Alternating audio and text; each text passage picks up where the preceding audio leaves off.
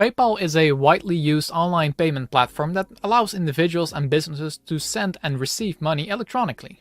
It enables users to make secure financial transactions, such as paying for goods and services, transferring funds to friends and family, and shopping online without the need to disclose their financial information, like credit card details, to the recipient.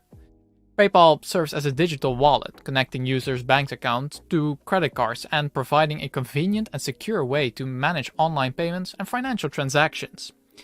PayPal has had a very rough year so far, with the stock falling more than 30%. And if we look at the performance on a longer term, we can see that if you bought PayPal 5 years ago, you would have seen your investment shrink by almost 40%. Very mind-boggling considering PayPal is seen as a solid growth company. Their current forward PE shows that on a forward basis, PayPal is trading at almost 11 times earnings. And if we look at their 5-year average PE ratio, we can see that this is actually closer to 35 times earnings, meaning that PayPal is significantly discounted on a historical basis. But, of course, this may have its reasons. Let's move over to QuantView, our stock insight tool, to get a broader insight into how PayPal is performing. And as we can see here, the revenue has been in a great uptrend for a long time now. And what is great to see is that they have also been able to turn their revenue into free cash flows, showing great growth in those areas too. But if you look at their EBITDA, earnings per share, and net income, we can see the issue that investors are becoming worried about. While revenue is growing at a rapid pace, the profitability margins are actually decreasing. If we scroll to the bottom, we can see that their profit margin of 2022 had fallen to a low that we have not seen since 2014. And what is also noticeable is their long-term debt, which has been rising in the past years, overtaking their cash position recently. Their debt position and why you shouldn't have to worry about this is something we'll dive into a bit more in the next segment of today's video. And by the way, if you want to get access to the stock insight tool and all of the valuation models that we'll be using in this video, be sure to check out my Patreon link in the description, where you can get your hands on a bunch of spreadsheets to enhance your investment journey, for as little as $3 a month. And with that out of the way, in today's video we will be taking a 3-step approach to thoroughly evaluate PayPal and determine its fair value. Step 1. Margin of safety. In this step we'll assess PayPal's key metrics and ratios to determine if we should be more or less cautious when determining a fair value. Here we'll delve into PayPal's financial statement and assess critical metrics and ratios. In step 3, we will be using a combination of valuation models, such as discounted cash flow and Graham's valuation, to get an insight into the value of the business.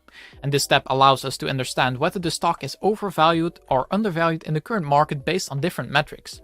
And in conclusion, by combining the findings from the 3 steps, we'll ultimately determine the fair value of PayPal as an investment opportunity. To determine this final valuation, we'll be using a margin of safety. This margin of safety will be based on the financial ratios, the financial health, and the growth of the company. I will be using a standard margin of safety of 20% that can never go below 0%. The margin of safety can either increase or decrease based on the ratios that we'll be looking at in just a minute. And the severity that the margin of safety will increase or decrease by will be determined by using a scale. And when we're using 4 colors in a scale, bright red mean a 5% increase, orange will mean no change, light green mean a 5% deduction, and bright green mean a 10% deduction. When we're using 3 colors in the scale, bright red will mean a 5% increase, orange will mean no change, and bright green will mean a 5% deduction. The first metrics that we'll be looking at are the margin and EBIT growth, and as we can see, the EBIT has grown significantly over the past years, going from 1.1 or almost $1.1 billion in 2013 to over $4 billion in 2022. This means that during this period their average EBIT growth has been sitting at 16%, which is in the bright green part of a scale, indicating a 5% decrease in the margin of safety.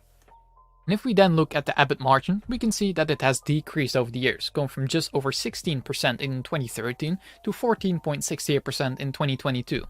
And this is an average decline in their margin of 0.6%, which is in the orange part of a scale, meaning no change in the margin of safety on this metric. The final 2 metrics that we'll be looking at are the debt to EBITDA and return on invested capital. To get a debt to EBITDA ratio, we have to take the debt of the company, subtract the cash from it, and divide it by the EBITDA. This gives us the amount of years of EBITDA it takes for the company to pay off all of their debt. And as we can see in the chart, their cash position is currently greater than the debt position, which is something that has changed this year, meaning that they have a 0% debt to EBITDA ratio, which rewards them with yet another 5% deduction in the margin of safety. The return on invested capital for PayPal is currently sitting at 13.5%, which is just in the bright green part of a scale, indicating yet another 5% deduction from a margin of safety. Looking very good so far for PayPal, but let's look at the valuation models next to determine the intrinsic value of the company. The first valuation model that we'll be using is the discounted cash flow model. If you import the free cash flow of PayPal, going from 2013 to 2022. The average growth rate of their free cash flow annually during this period has been sitting at just over 22.5%, and I'm projecting their future free cash flow to grow by 5% annually, which is a rather conservative estimate. And with this percentage, we'll determine the future free cash flow for PayPal and determine a terminal year of valuation using a perpetual growth rate of 3% and a discount rate of 10%. And this leaves us with a sum of free cash flow of $102 billion. And to get our equity value, we then have to add the cash and equivalents and subtract the debt, giving us an equity value of $102.7 billion. And dividing this by the amount of shares outstanding, we get a discounted cash flow price per share of $93.54, which is already almost an upside of 81%. That's pretty insane.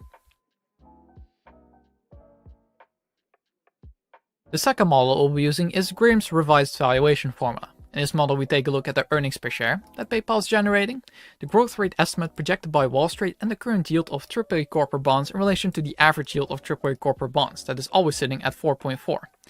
And we also look at the PE ratio of the company. And per Benjamin Graham's theory, a PE of a company with no growth should never exceed 7.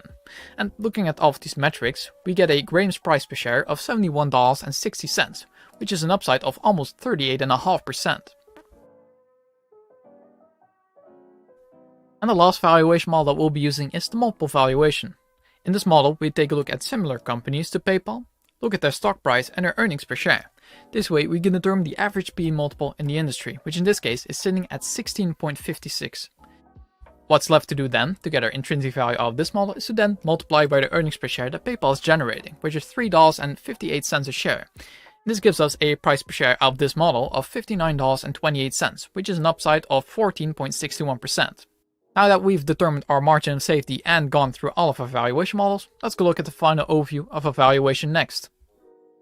Coming to our final overview, we've imported discounted cash flow, Graham's valuation, and the multiple valuation, giving us an average price per share of $74.82. Our margin of safety we've determined earlier, using a standard margin of safety of 20%, deducting about 5% for the EBIT growth, 5% for the debt to EBITDA, and 5% for the return on invested capital, leaving us with a 5% margin of safety.